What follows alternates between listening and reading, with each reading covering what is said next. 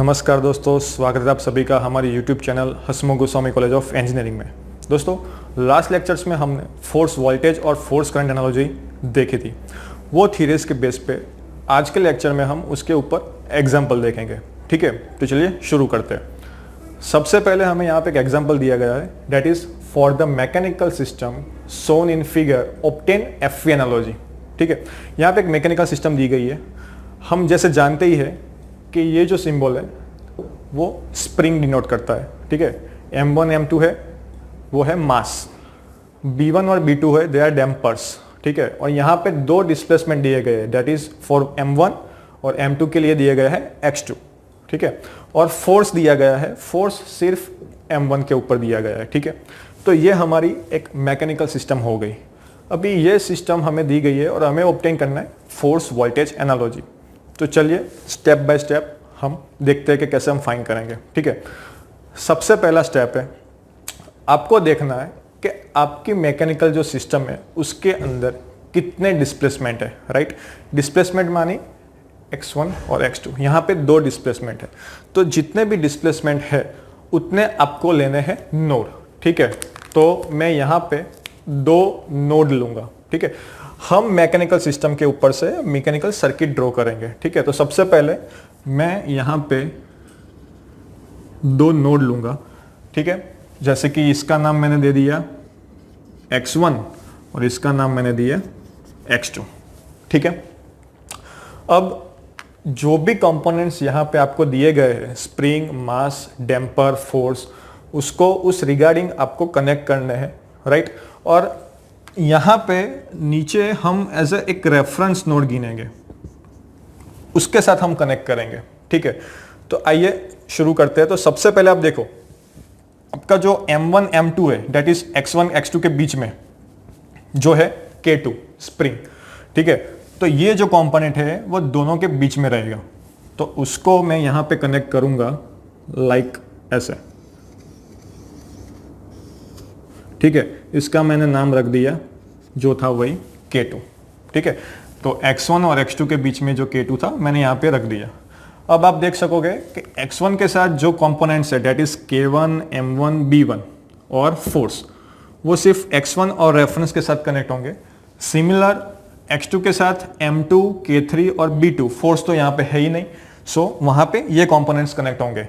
तो किस तरह से, तो आप देखो यहाँ पे वो आपको यहाँ पे पैरेलल में दिखाना है। राइट, तो देखो सबसे पहले मैंने यहाँ पे दिखा दिया ये स्प्रिंग, फिर मैंने यहाँ पे दिखा दिया ये डैम्पर। ठीक है, और ये मेरा हो गया मास, उसको मैंने कनेक्ट किया ये रेफरेंस के साथ। ठीक है, अब यहाँ पे फोर्स दिया गया है, तो यहाँ पे मैं कनेक्ट करूंगा फोर्स। ठीक है, तो x1 के साथ सबसे पहले इस साइड K2 आ गया, M1 B1 K1, वो भी तीन कंपोनेंट्स आ गए। चलिए आप नाम लिख देते हैं, K1 हो गया, ये हो गया मेरा B1 और ये हो गया मेरा M1। ठीक है, और फोर्स था तो फोर्स भी कनेक्ट हो गया। ठीक है, अब बात करते हैं x2 जो अपना डिस्प्लेसमेंट यानी नोड है, उसके साथ कौन से कंपोनेंट्स है कनेक्टेड, तो M2 B2 और K3। तो एज इट इज आपको ऐसे ही वो कंपोनेंट्स यहाँ पे रख देने हैं।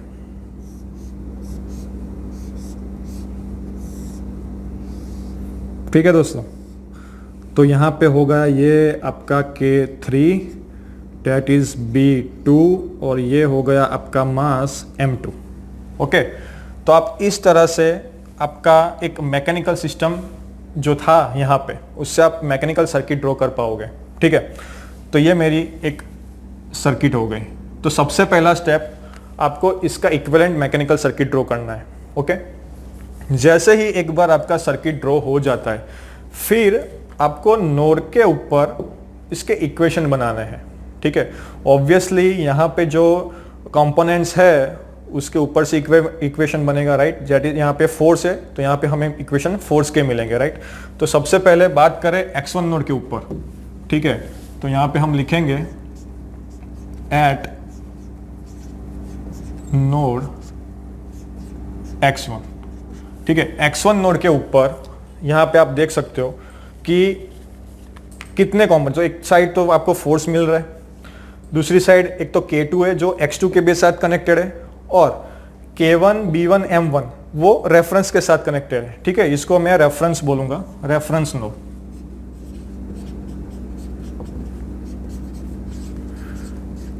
तो हम जानते हैं कि फोर्स के स्प्रिंग, डैम्पर और मास के साथ रिलेशंस क्या है, उस हिसाब से हम इक्वेशन बनाएंगे, राइट।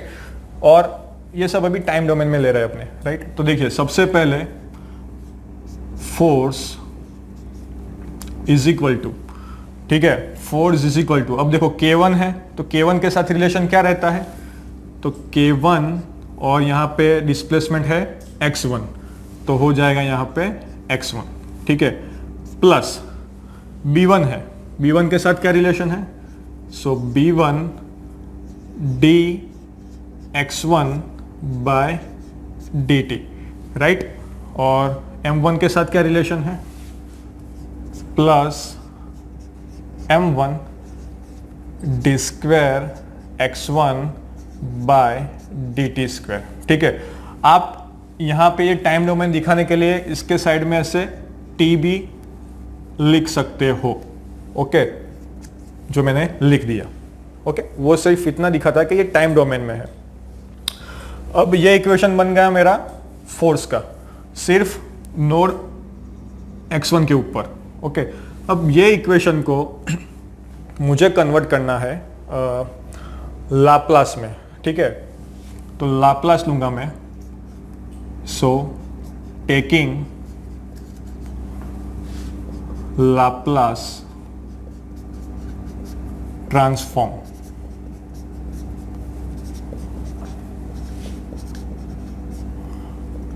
तो क्या होगा दोस्तों, तो देखिए यहां पे हो जाएगा f ऑफ s, यहां पे, अच्छा वेट अ सेकंड, यहां पे एक और कंपोनेंट हमारा बाकी रह गया, सॉरी, ये सारे कंपोनेंट्स तो आ गए, ठीक है, एक और कंपोनेंट बाकी रह गया, date is K2। K2 x1 और x2 दोनों के साथ कनेक्टेड है, राइट। तो इसमें किस तरह से हम लिखेंगे, तो यहां पे होगा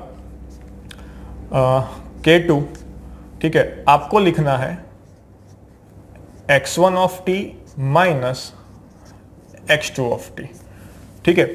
अगर दो डिस्प्लेसमेंट के बीच में ऐसे कनेक्टेड हो, हम ये नोड कंसीडर कर रहे हैं, तो आपको लिखना है K2 x1 minus x2, okay. तो यहाँ पे ये आएगा। चलिए अब वापस से आ जाते हैं लाप्लास के ऊपर। तो लाप्लास अगर हम ले रहे हैं तो सबसे पहले यहाँ पे हो जाएगा, यहाँ पे K1 एज इट इज, ये हमारा हो गया x1 ऑफ s, प्लस यहाँ पे हो गया ये B1, ठीक है, यहाँ पे s और x1 ऑफ s, प्लस यहाँ पे हो गया M1 s square x1 of s, plus यहाँ पे है K2, ठीक है, यहाँ पे मैं लिख रहा हूँ x1 of s minus x2 of s, ठीक है दोस्तों। तो ये मैंने लाप्लास कर दिया। मेक श्योर कि आपको लाप्लास आ रहा हो, ठीक है, लाप्लास अगर आएगा तो ही आपको ये डिराइव कर पाओगे, ठीक है। तो ये मेरा इक्वेशन हो गया नोड x1 के ऊपर। सिमिलर नोड x2 के ऊपर हम इक्वेशन लिखेंगे, ठीक है। तो चलिए, एट नोड x2, अब देखिए दोस्तों, x1 के ऊपर तो हमको फोर्स था, ठीक है, x2 पे यहाँ पे फोर्स नहीं है, तो फोर्स अगर ना हो तो हम क्या लिखेंगे, 0, ठीक है। फोर्स नहीं है बट कंपोनेंट्स तो है हमारे पास, राइट। तो देखिए तीनों कंपोनेंट्स हैं और डिस्प्लेसमेंट यानी हमारा जो नोड है दैट इज x2। तो किस तरह से लिखेंगे, सबसे पहले K3 का लिखते हैं, तो लिखेंगे K3 x2 plus B2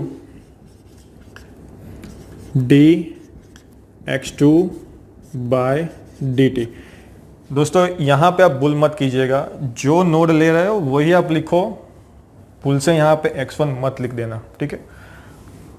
plus M2, तो M2 हो गया डी स्क्वायर, हमारा नोड है x2 bye dt square, plus अब ये तीन कंपोनेंट्स तो आ गए। अब देखिए x2 के पास भी ऐसे हम बोल सकते हैं कि K2 कनेक्टेड x1 के साथ, दोनों के बीच में है, राइट। तो यहाँ पे भी सेम वे आप लिख पाओगे K2, बट अब आपको लिखना है यहां से इस साइड, बिकॉज आप यहां से ले रहे हो, राइट। तो आपको लिखना है x2 माइनस x1। तो ये इक्वेशन हो गया टाइम डोमेन में x2 नोड के ऊपर। अब सिमिलर यहां पे जैसे हमने लाप्लास किया, सिमिलर यहां पे भी हम लाप्लास करेंगे। सो टेकिंग लाप्लास ट्रांसफॉर्म,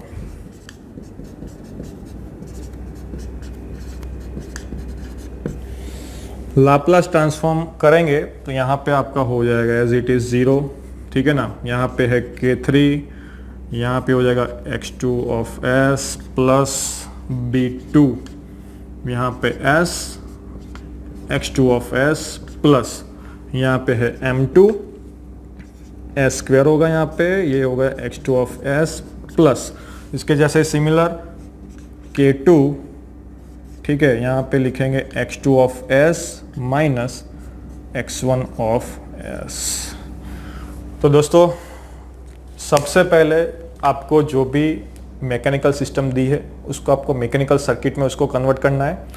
जो भी डिस्प्लेसमेंट दी है उसको एज ए नोड ले लो और जो भी कंपोनेंट्स दिए उसको एज इट इज ऐसे कनेक्ट कर लो। एक बार आपके पास सर्किट आ जाती है उसके बाद आपको नोड के ऊपर आपको इक्वेशन लिखने हैं। किसकी इक्वेशन?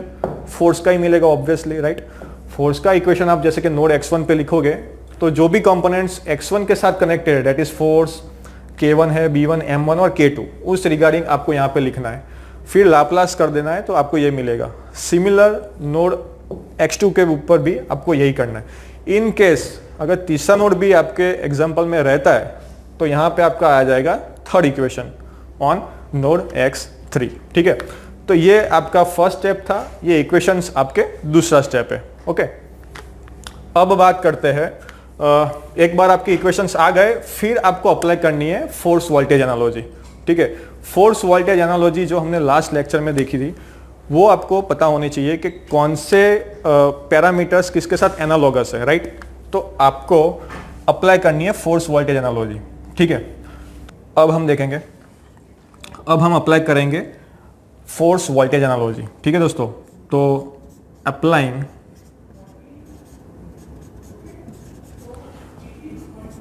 फोर्स वोल्टेज एनालॉजी, ठीक है। जैसे आप अप्लाई करोगे आपको पता होना चाहिए कि कौन सी एनालॉगस वैल्यू है, राइट।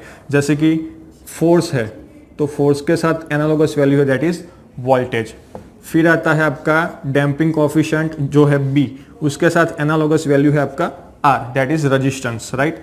फिर आपका वैल्यू आता है मास, उसके साथ आपका एनालॉगस वैल्यू है that is L inductance. Similar spring coefficient अगर है तो उसके साथ आएगा 1/c। और फिर अगर डिस्प्लेसमेंट लेते हैं that is x of s तो उसके साथ अगर आ जाएगा हमारा charge that is q of s। तो ये सब वैल्यूज है एनालॉगस वैल्यू, ये सब वैल्यू आपको रिप्लेस करनी है ये और ये इक्वेशन में, ठीक है। मैं ऐसा तो नाम दे देता हूँ, इस इक्वेशन को मैं नाम दे देता हूँ 1 और ये इक्वेशन है उसको नाम देता हूँ 2। यानी ये सब वैल्यूज मुझे 1 और 2 में अप्लाई करनी है, ठीक है दोस्तों। चलिए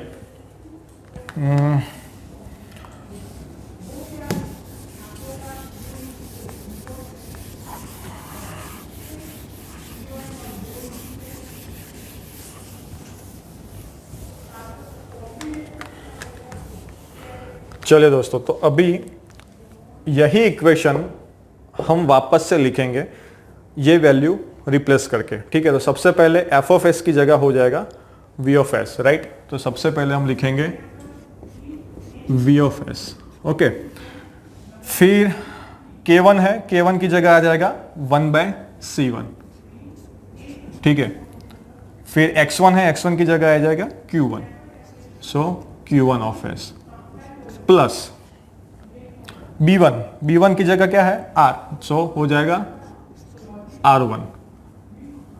s x की जगह आप रखोगे ये तो ये हो गया q1s प्लस m1 है, m1 की जगह वापस से आएगा दैट इज ये l1 है, यहाँ पे s स्क्वायर आ गया, यहाँ पे वापस से आ जाएगा q1 of s plus K2 है सिमिलर 1/C2, तो यहाँ पे लिख सकेंगे हम 1/C2, ठीक है। और यहाँ पे हम लिखेंगे x1 x2 की जगह Q1 of S minus Q2 of S, ठीक है दोस्तों। तो सबसे पहला जो आपका ये इक्वेशन नंबर 1 था उसके अंदर हमने F एनर्जी अप्लाई की तो हमें ये इक्वेशन मिला।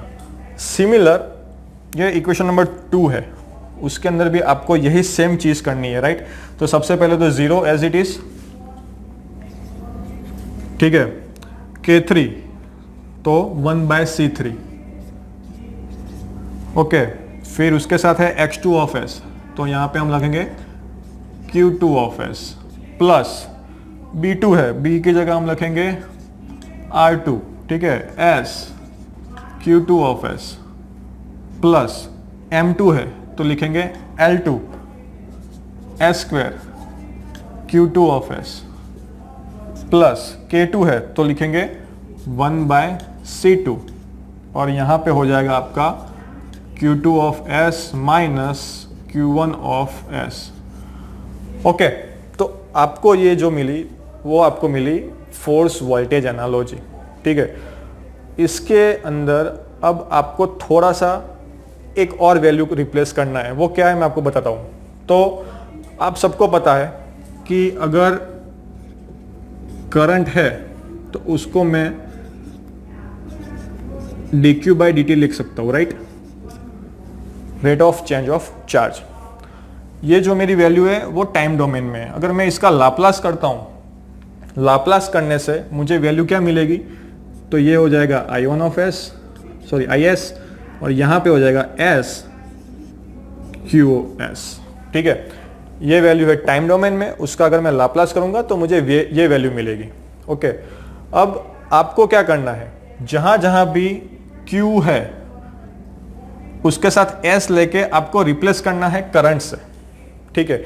तो जहां पे 1 है तो यहां पे करंट आ जाएगा I1S। सिमिलर आप लिख पाओगे I2S is equal to S Q2 of S, यानी जहां जहां भी S Q1S है वहां पे आप पुट डाउन करोगे I1S, और जहां जहां भी S Q2 है वहां पे आप पुट डाउन करोगे I2S, ठीक है। ये दोनों वैल्यूज आपको दोनों इक्वेशन में पुट डाउन करनी है, ओके। तो चलिए यहां पे तो VS है एज इट इज रहेगा, देन आफ्टर यहां पे सिर्फ Q1 है। S अगर मैं ऊपर मल्टीप्लाई करूंगा, अगर मुझे ये रिप्लेस करना है तो मैं नीचे भी रखूंगा, राइट, डिवाइड करूंगा, तो यहां पे वैल्यू हो जाएगी आपकी 1/SC1, और ऊपर हो जाएगा आपका I1 ऑफ S, क्लियर। अब नेक्स्ट यहां पे R1 as it is, S Q1S की जगह क्या लिखोगे आप, सो I1 of S plus L1 है, ये S स्क्वायर में से मैं एक S यूज करूंगा, सो एक S एज इट इज रहेगा, और वो S Q1 के साथ मिलकर मुझे वैल्यू देगा I1S प्लस, फिर आएगा सिमिलर जो यहां पे किया ऐसा ही आपको यहां पे करना है, राइट। तो 1/SC2 I1 of S minus I2 of S। तो जहां जहां भी Q1S इंटू S था वहां पे मैंने I1S रिप्लेस कर दिया, ठीक है। ये पहले इक्वेशन में किया, सिमिलर ये दूसरे इक्वेशन में भी मुझे वही करना है, राइट। तो चलिए, सो 0 इज इक्वल टू, यहां पे भी सेम 1/SC3, यहां पे आ जाएगा I2 ऑफ S, ठीक है दोस्तों। फिर R2 एज इट इज, ठीक है, यहां पे हो जाएगा I2 of S plus L2 as it is, एक S यूज करेंगे और दूसरा हो जाएगा आपका I2 ऑफ S प्लस यहां पे हो जाएगा SC2, ठीक है, और SC2, और यहां पे हो जाएगा I2 of S minus I1 of S, okay. तो ये आपका आंसर हो गया, that is force voltage analogy, ठीक है। तो आपको दी गई थी मैकेनिकल सिस्टम, उससे आपने मैकेनिकल इक्विवेलेंट सर्किट ड्रॉ की, वहां से आपने फोर्स की इक्वेशन लाए, उसके बाद आपने एफ एनालॉजी अप्लाई की, और फिर आपने ये वैल्यूज रिप्लेस की, तो ये आपका आंसर हो गया, राइट। अभी इसके ऊपर से आप इसकी सर्किट भी ड्रॉ कर सकते हो जो इलेक्ट्रिकल फॉर्म में, राइट। अगर ये सर्किट ड्रॉ करनी है तो आपको पहले देखना है, एक तो आपको याद होना चाहिए कि फोर्स वोल्टेज एनालॉजी हो तो वो सीरीज सर्किट कहलाती है, राइट। और इसमें भी आपके पास दो करंट है, दैट इज I1 और I2। आप अगर दोनों इक्वेशन देखोगे यानी आपकी दो लूप्स बनेगी। अब आपको देखना है कि I1 के साथ कौन कौन से कंपोनेंट्स कनेक्टेड है, I2 सिर्फ I1 के साथ और सिर्फ I2 के साथ कौन कौन से कंपोनेंट कनेक्टेड है, और फिर वो भी देखना है कि दोनों करंट के साथ कौन से कंपोनेंट कनेक्टेड है। तो उस हिसाब से हम उसकी इक्विवेलेंट सर्किट ड्रॉ करेंगे, ठीक है। तो चलिए आप देखो, यहाँ पे आप देखोगे तो I1 के साथ C1, I1 के साथ R1 और I1 के साथ L1, ये तीनों जो इलेक्ट्रिकल कंपोनेंट्स है, ठीक है ना, वो सिर्फ I1 के साथ ही कनेक्टेड है, राइट। और जो C2 है वो I1 और I2 दोनों के साथ है। सिमिलर आप नीचे देखोगे तो भी देखो, I2 के साथ है C3, I2 के साथ है R3 और I2 के साथ है L2, बट जो C2 है वो I1 और I2 दोनों के साथ कनेक्टेड है, राइट। तो यहाँ पे जो दो लूप बनेगी जिसमें एक में I1 करंट होगा, दूसरे में I2 होगा, तो कंपोनेंट्स हमने उस हिसाब से रखने हैं, ठीक है। तो देखो आप यहाँ पे सबसे पहले मैं ड्रॉ करता हूँ यहाँ पे, दैट इज R1, ये हो गया मेरा L1 और ये हो गया मेरा C1, ठीक है। R1 L1 C1, okay. अब जैसे कि ये मेरी आप समझ लीजिए पहले लूप है जिसका मैं करंट अभी लिख रहा हूँ I1t और वोल्टेज है यहाँ पे, सो वोल्टेज यहाँ पे मैं लिख रहा हूँ V of t, time domain में मैंने लिखा है, राइट। ये भी टाइम डोमेन में मैंने लिखा है।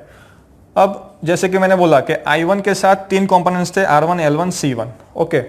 अब ये दूसरी लूप है जिसके साथ R2 L2 और C2, ठीक है। तो ये हो गया आपका R2, ये हो गया L2 और ये हो गया आपका C2, तो ये दूसरी लूप हो गई। यहाँ पे आपका करंट है that is I2 of t। अब दोनों के साथ जो कंपोनेंट है दैट इज C2, यानी दोनों के साथ, तो ये यहाँ पे आ जाएगा आपका, ये हो गया आपका C2, ठीक है। तो ये दोनों इक्वेशन के ऊपर से आप उसकी इक्विवेलेंट सर्किट भी ड्रॉ कर पाओगे। सो फ्रेंड्स, ये पूरी F एनालॉजी हो गई। सिमिलर आप यही एग्जांपल में FI that is force current analogy भी यूज कर सकते हो, वो मैं आपको बोलूँगा कि आप खुद कीजिए, ठीक है। सिर्फ यहाँ पे वैल्यूज चेंज हो जाएगी, इक्वेशंस तो इस तरह से ही मिलेंगे। अब जब सर्किट आप ड्रॉ करते हो वहाँ पे आपको पैरेलल में रखना है, ठीक है दोस्तों। तो होप आपको ये एग्जाम्पल पता चला होगा, राइट। अगर आपको ये वीडियो अच्छा लगा हो तो प्लीज़ लाइक कीजिए, शेयर कीजिए और हमारी चैनल को सब्सक्राइब कीजिए। Thank you.